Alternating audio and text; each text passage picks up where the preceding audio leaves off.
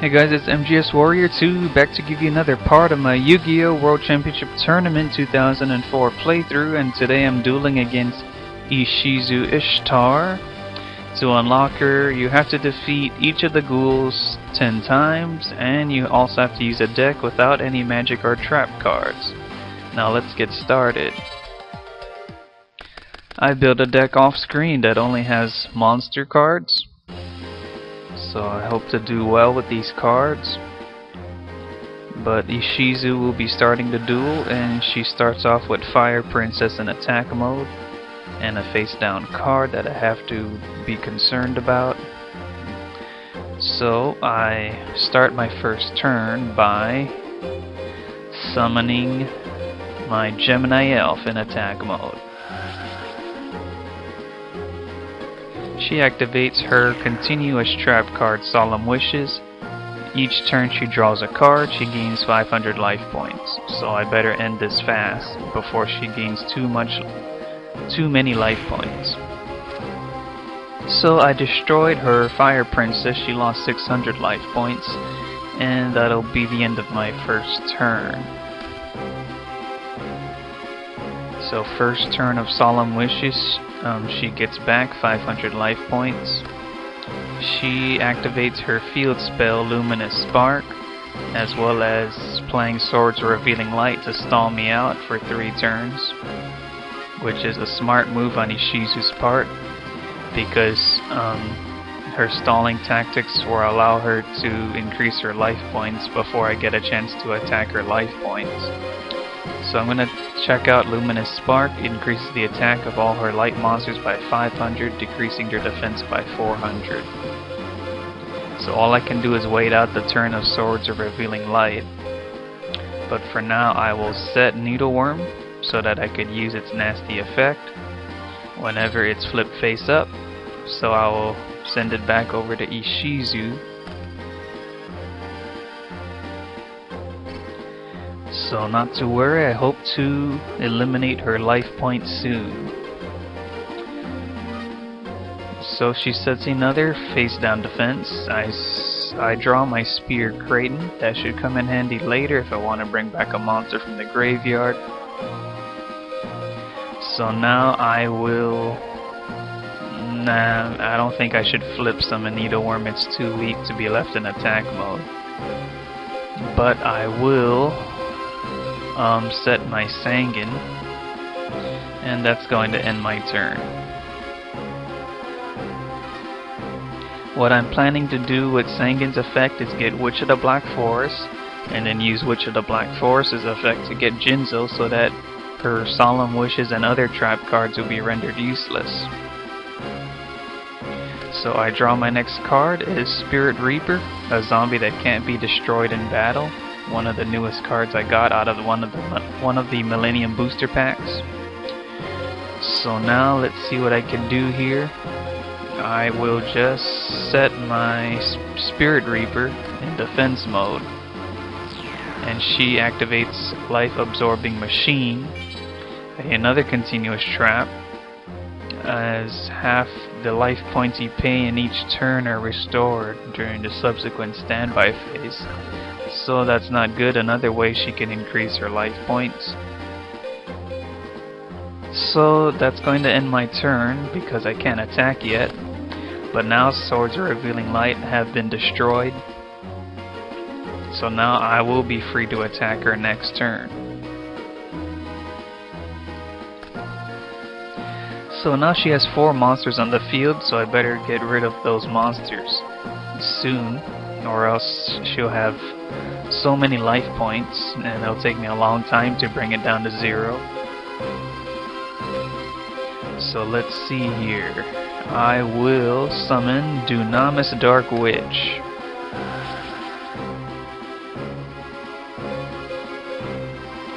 Let's see, what else? Should I attack with Sangan? Wouldn't hurt to try. So I flip summon Sangan. So now it's time to enter battle. Gemini Elf, attack the monster on the far right. which was a Nimble Momonga, and that's bad news because she gets to increase her life points by 1,000 and special summon another one of these annoying creatures in face down defense mode. So she special summons 2 of them face down. So I might as well get rid of them, so Sangan get rid of a second Nimble.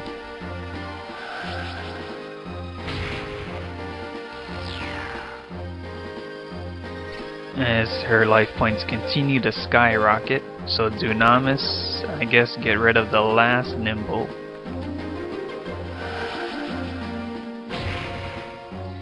Okay, so I used up all of my attacks, and that's going to end my turn.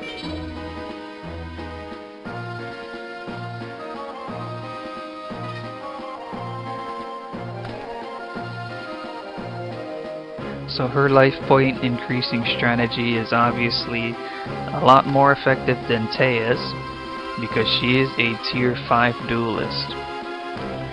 So I draw my next monster, Gravekeeper's Guard, but I have no room to summon any more monsters. So now I will attack her.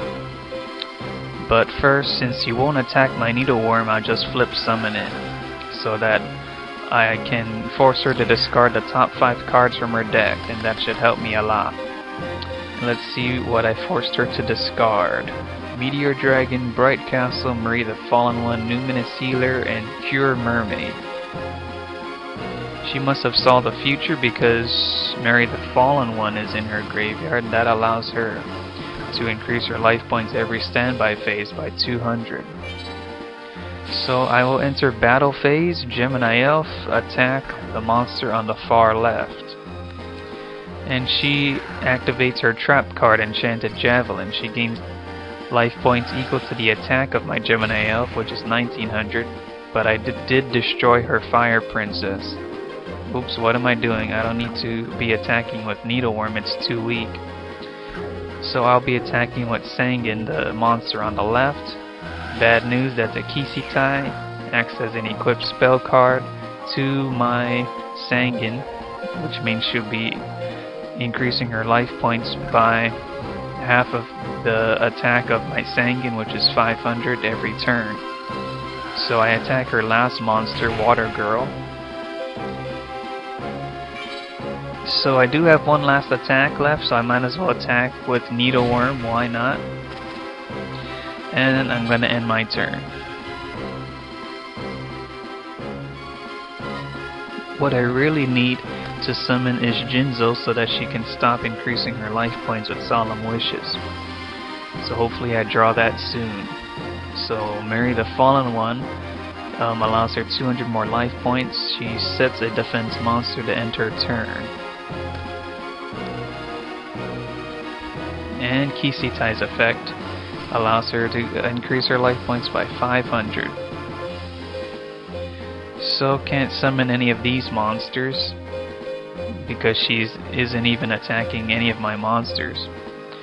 So what can I do here? I will flip summon Spirit Reaper. Not only can it not be destroyed in battle, but whenever it attacks her life points directly, one card is randomly discarded from her hand. So I will enter battle phase. Let's see, I will try to attack that defense with Sangan. And it's another Kisitai, so 2 Kisitais are equipped to my Sangan. But no matter, I hope to end this really soon, so I will attack her life points now. But it should take me several turns because her life points are really high at this point. So Spirit Reaper attacks her directly, and as I mentioned before, one card is randomly discarded. So that was the only card in her hand, which was a spell card. So let me see what spell card was discarded. It was another Bright Castle. Oh, I just noticed this. Dunamis Dark Witch just gained some extra attack and defense points because of her Luminous Spark. So I have to discard a card from my hand because my hand has too many cards. So let's see what I want to discard. I guess I will discard Spear Kraton.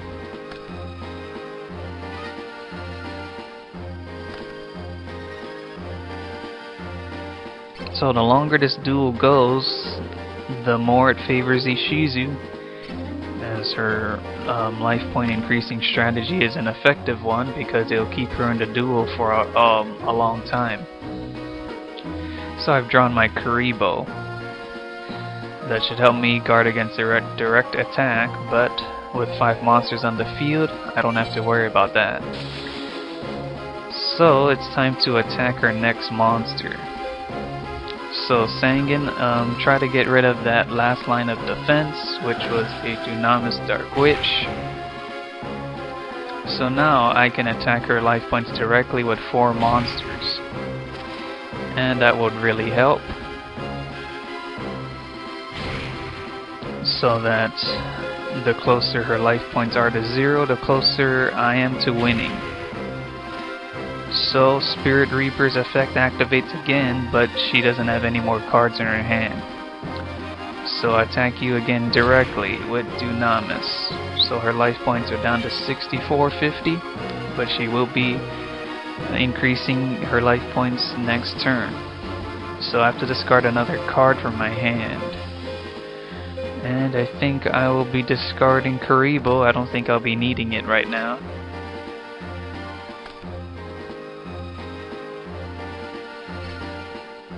So hurry up and make your move, Ishizu, so that I can finish you. So she has another defense, so let's see what I draw. Hopefully it's one of the monsters I needed, and it was. I finally drawn my Jinzo. Perfect time. Well, not exactly perfect, but better late than never. So I'm gonna summon my Jinzo by sacrificing my Needleworm.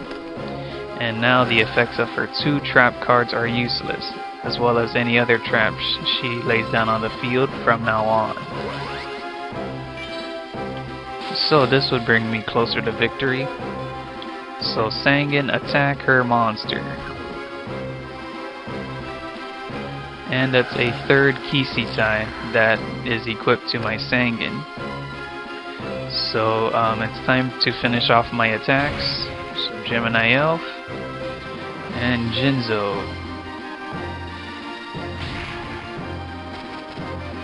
Okay, so now it's time for I was gonna say Fire Reaper, Spirit Reaper to attack.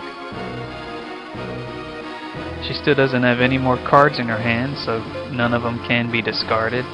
And Dunamis attacks directly. So now she's finally down to 1250 life points. One more attack and I'm finally gonna beat Ishizu. So draw your last card. It doesn't matter what you draw, I'm gonna finish you off. So the only way she can gain life points now is from Marie the Fallen One. So I draw. Not that it matters because I have everything I need on the field now, which is Jinzo. Oh yeah, I forgot about Kisitai. She also gains life points from that, not only Marie the Fallen One. So Dunamis attack that defense monster. So I got rid of her WoW Warrior. Okay, so Jinzo attack. And this will be the final attack. You'll be finished off by my Gemini Elf. This duel is over, Ishizu. So now I will claim my prize, the Gold Millennium Puzzle Booster Pack. So let's see, any interesting cards? The rare card is Exiled Force. Offer this face-up card on your side of the field as a tribute to destroy 1 monster on the field. It's kind of like Maneater Bug, but kind of different at the same time. Warrior Returning Alive is for warrior decks. This is a quick play spell called Pyramid Energy. Activate one of the following effects. Increase the attack of all face-up monsters by 200 points into the end phase, or increase the defense of monsters on my side of the field by 500 into the end phase. so not bad. But I don't really need pyramid energy. So that's it for today. The duel actually went kind of long, so I'm already at 15 minutes, so I'll just end right here. Thank you all for watching. Comment, like, sub, and see you guys next time.